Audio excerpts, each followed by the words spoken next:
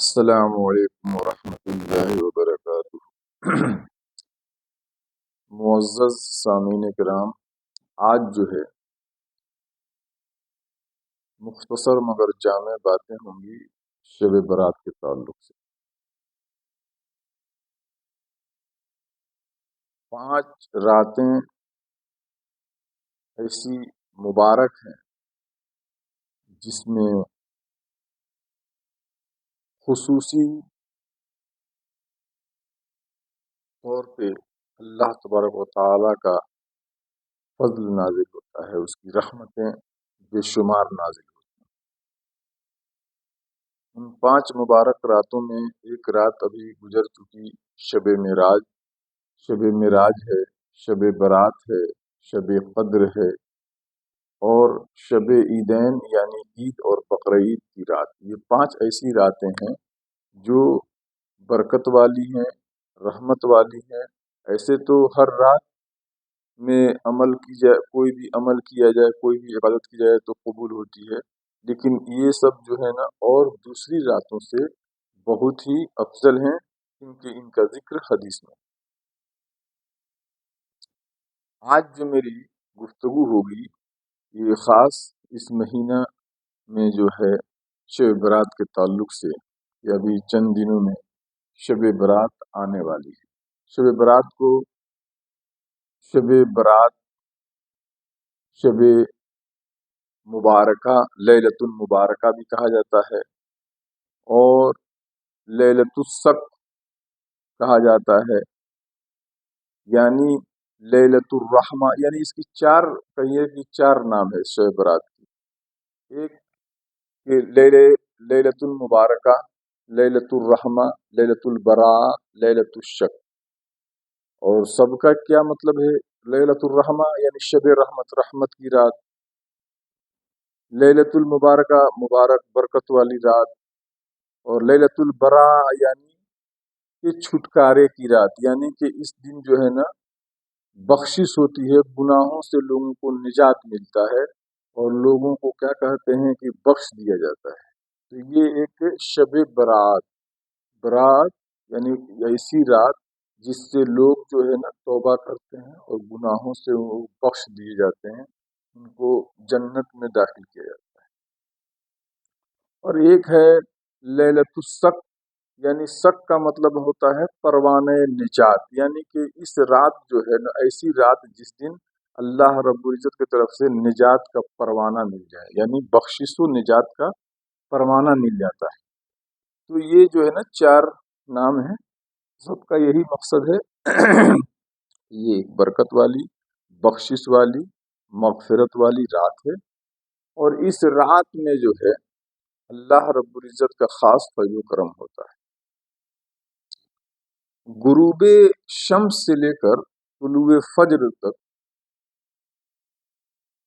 فرشتے اللہ کے حکم سے صدا دیتے ہیں کہ ہے کوئی روزی مانگنے والا، ہے کوئی نجات مانگنے والا، ہے کوئی شفا مانگنے والا، ہے کوئی اولاد مانگنے والا، یعنی کہ جنت کے ہر دروازے پہ فرشتے صدائے لگاتے ہیں، جو مانگا جائے سب اس دن پورا کیا جاتا ہے۔ شب برات کی فضیلت جو ہے بہت کچھ ہیں، روایات میں بہت سی چیزیں مذکور ہیں۔ میں بنیادی طور پہ 5 چیزوں کو میں بیان کرنا چاہتا ہوں کہ ایک اس میں ہے کہ اس رات تقسیم امور، اور دوسری یہ ہے کہ نزول رحمت، تین یہ ہے کہ فیضان بخشش، ٹھیک ہے، اور ایک یہ ہے کہ قبول شفاعت اور فضیلت عبادت۔ یہ 5 چیزیں ہیں، اس میں سے ایک نمبر پہ آپ دیکھ لیجئے کہ تقسیم امور۔ اس رات میں جو ہے نا تمام امور تقسیم کیے جاتے ہیں سال بھر کے، یعنی کہ کون حج کرنے والا ہے، فتح و نصرت، فتح و شکست، عروج و زوال، ٹھیک ہے، موت و حیات، تمام چیزیں جو ہے نا درج کر دی جاتی ہیں کہ کون جیتے گا، کون ہارے گا، کون مرے گا، کون زندہ رہے گا، کون تندرست رہے گا، کون بیمار ہوگا، اس کے ساتھ کیا ہوگا، یعنی تمام چیزوں جو ہے مندرج کر دی جاتی ہیں، تمام چیزیں یہ لکھ دی جاتی ہیں۔ یہ تقسیم امور، سارے امور کو، یعنی کہ کب بارش ہوگی، کتنا بارش ہوگی، کہاں آندھی طوفان آئے گا، کہاں زلزلہ آئے گا، کیا، یعنی کہ کائنات میں جو کچھ بھی ہونے والا ہے سب کچھ درج کر دیا جاتا ہے۔ اور یہ ہے ایک چیز کی۔ دوسری چیز کیا ہے؟ نزول رحمت۔ اس رات جو ہے اللہ کی رحمتیں نازل ہوتی ہیں، اور یہ غروب شمس سے لے کر طلوع فجر تک، اور یہ صدا آتی رہتی ہے کہ جو مانگنا ہے مانگ لو، تمہیں سب کچھ دیا جائے گا۔ ایک روایت میں ہے کہ حضور صلی اللہ علیہ وسلم کا ارشاد گرامی ہے کہ اللہ کے رسول صلی اللہ علیہ وسلم نے فرمایا کہ جتنے بھی نبی آئے، سارے نبیوں کو ایک دعا دی گئی، یعنی حضرت آدم علیہ السلام سے حضرت عیسیٰ تک جتنے بھی نبی آئے سب کو اللہ رب العزت نے ایک جو ہے خاص دعا دی، اور ان کی دعا پوری ہوئی۔ اور مجھے جو دعا اللہ نے دی ہے اس دعا کو میں بچائے رکھا ہوں، کل بروز قیامت میں اپنی امت کی بخشش کے لیے اس کو رکھا ہوں۔ یعنی کہ حشر کے میدان میں اللہ رب العزت کے محبوب صلی اللہ علیہ وسلم جو ہیں وہ اس دعا کو اپنی حیات میں نہ مانگ کر کے حشر کے میدان کے لیے رکھے ہیں کہ اس دن میں پوری امت کی شفاعت کے لیے دعا مانگوں گا اور یہ قبول کی جائے گی۔ اور ایک روایت میں یہ ہے کہ اس رات جو ہے بنو کلب کی بکریوں کے بال کے برابر لوگوں کی بخشش کی جاتی ہے۔ اور یہ جو ہے تعداد بتانے کے لیے نہیں ہے بلکہ زیادتی بتانے کے لیے ہے۔ اس زمانے میں عرب کے جو یہ قبیلہ تھا بنو کلب، اس قبیلے میں بہت زیادہ بکریاں تھی، تو ایک یعنی کہ کثرت کو بتانے کے لیے حدیث میں اس کا ذکر ہے بنو کلب، بنی کلب کی بکریوں بال کے برابر بخش دیے جائیں گے، یعنی تعداد کثرت کو بتانا کہ بہت زیادہ افراد مطلب وافر انداز میں لوگوں کی بخشش ہوتی ہے۔ ایک دوسری روایت میں ہے کہ یہ جو درخت ہیں، درخت کے پتوں کے برابر، یہ جو پہاڑ ہیں ان کے ثقل یعنی جو وزن ہے ان کے وزن کے برابر، ریت کے جو ذرات ہیں ان کے برابر، اس سے زیادہ لوگوں کی بخشش کر دی جاتی ہے۔ یہ جو ہے یہ ایک روایت ہے۔ اب دیکھیے یہ سب کچھ ہے، لیکن کچھ ایسے لوگ ہیں کہ جن کی جو ہے مغفرت اس رات بھی نہیں کی جاتی، تو کچھ کا حقوق جو ہے وہ حق اللہ سے ہے اور کچھ حق العبد سے ہے، یعنی کچھ حقوق العباد ہے اور کچھ حق اللہ ہے۔ یعنی اگر کوئی کافر ہے، مشرک ہے، مرتد ہے، نجومی ہے، ساحر جادوگر ہے، فال دیکھنے والا ہے، یہ سارے جو لوگ ہیں ان کی اس دن بھی مغفرت نہیں ہوگی۔ لیکن جو اور جو حق العبد یعنی کوئی کسی کو تکلیف دیا اپنی زبان سے یا ہاتھ سے، یا ماں باپ کا نافرمان وہ بیٹا ہو کہ بیٹی ہو، کیا کہتے ہیں شوہر کا نافرمان عورت ہو، ٹھیک ہے، تو ایسے لوگوں کی بھی اس دن بخشش نہیں ہوگی۔ یا کسی کا مال ہڑپا ہو، سودخور ہو، زانی ہو، قاتل ہو، ناحق کسی کا قتل کیا ہو، تو یہ سارے جو اشخاص ہیں اس دن بھی بخشش سے محروم رہیں گے۔ تو بہتر ہے کہ شب برات کے آنے سے پہلے جو ہے لوگ اپنے گناہوں سے معافی تلافی کر لیں اور ایک دوسرے کو خوش کر لیں۔ اگر کسی کا حق مارے ہیں تو اس کا حق واپس کر دیں، اگر کسی کا پیسہ لیے ہیں، کسی کا کوئی سامان لیے ہیں، کوئی چیز چوری کی ہے، اس لیے کہ چور کی بھی بخشش نہیں ہونے والی، ٹھیک ہے، کسی کا زمین ہڑپے ہیں، کسی کا اور کچھ چیز لیے ہیں، تو جو کچھ بھی ہے اس کو لوٹا دیا جائے۔ اور اگر کسی کو تکلیف زبان سے پہنچائے ہیں، گالی سے یا कोई और गीबत चुगली करके या और भी चीजें, तो इन चीजों से भी तौबा और उससे पहले कि माफी मांगी जाए जिस शख्स को आपने तकलीफ दी है। ठीक है ना, ये अल्लाह का फजल है। अल्लाह अपने हक को तो माफ कर देता है, लेकिन अगर बंदे का हक बंदों पे, तो पहले अल्लाह ताला बंदे से कहता है कि पहले उससे माफी, उसके बाद मैं माफ करूंगा। ये भी अल्लाह का बहुत बड़ा फजल है और एहसान है। तो ये चीजें हो गई। तो इसमें नुज़ुल रहमत और फैजान बख्शिश, ये दोनों को मैंने शामिल कर दिया। अब जो है एक चीज और देख लीजिए कि कबूल शफात, यानी कि अल्लाह के रसूल सल्लम की जो है शफात कबूल होगी। अल्लाह के रसूल सल्लम ने फरमाया कि मैंने 13वीं शाबान को दुआ की अपनी उम्मत के बख्शिश के बारे में, तो 1/3 मेरी उम्मत बख्श दी गई। 14 शाबान को मैंने दुआ की तो 2/3, और 15 शाबान को तो मेरी पूरी उम्मत बख्श दी गई। ठीक है ना, ये जो है पूरी उम्मत, और ये वो उम्मत जन्नती उम्मत नहीं, बल्कि जो गुनाहगार उम्मत है, ऐसी उम्मतियों के हक में अल्लाह के रसूल सल्लल्लाहु अलैहि वसल्लम ने दुआ की और अल्लाह ने इस दुआ को कबूल फरमाया।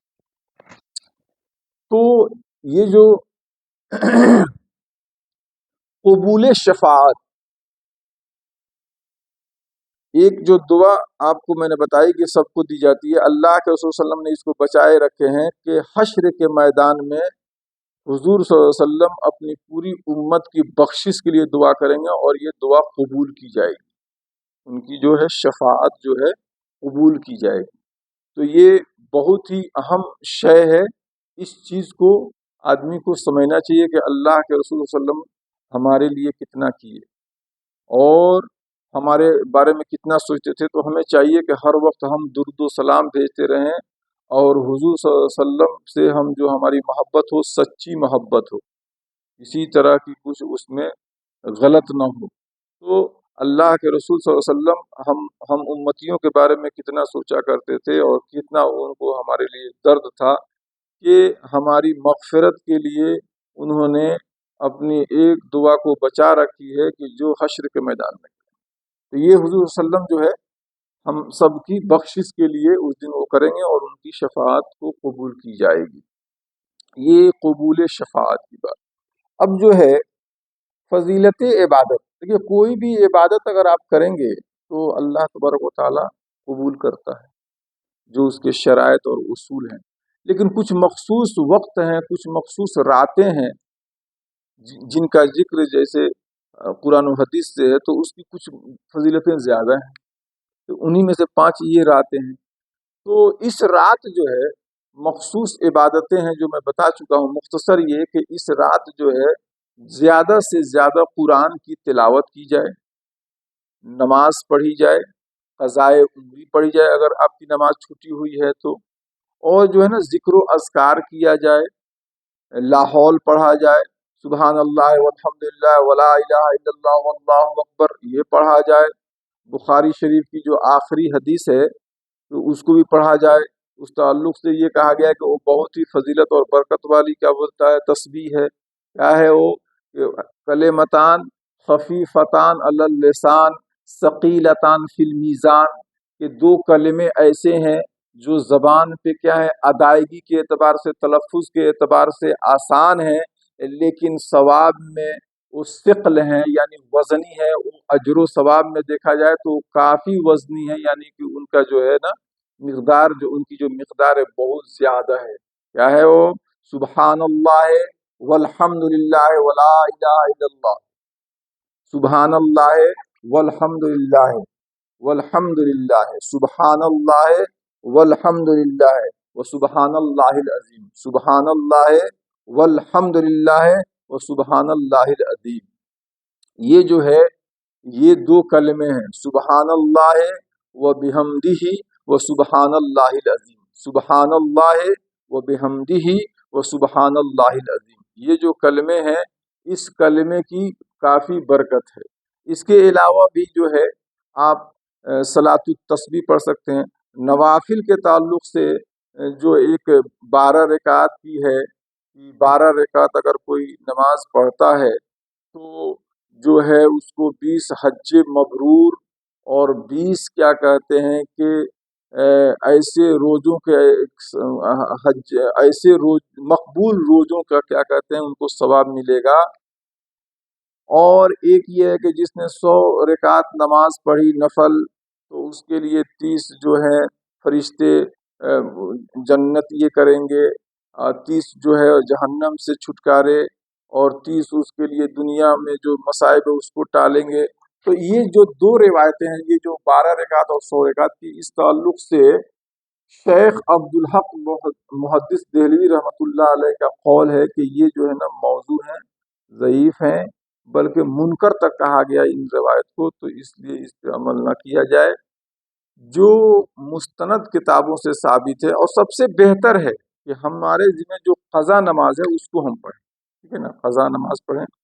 قرآن شریف میں یہ سورہ یاسین ہے، سورہ رحمان ہے، سورہ ملک ہے، سورہ واقعہ ہے، سورہ فتح ہے، یہ سب پڑھیں۔ سورہ بقرہ کی جو آخری 3 آیتیں ہیں اس کو پڑھیں، ٹھیک ہے نا۔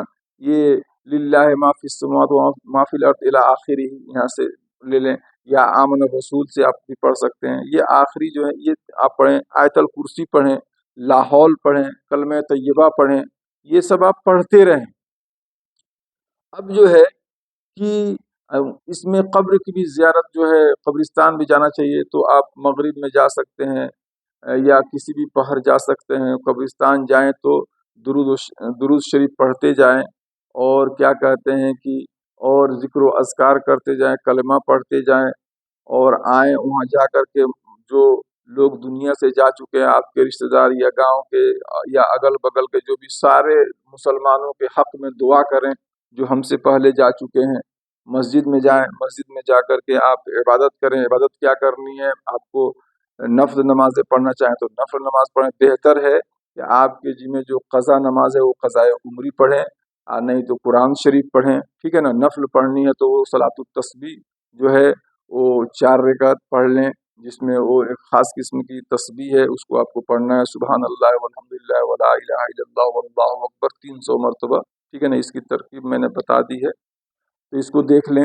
یہی سب چیزیں ہیں، ان سب چیزوں کو آپ کو کرنا چاہیے۔ باتیں بہت ہیں، اور یہ ہے کہ خرافات سے بچیں، ابس کاموں سے بچیں، ادھر ادھر ریسنگ سے بچیں، ان چیزوں سے اجتناب کریں، ٹھیک ہے نا۔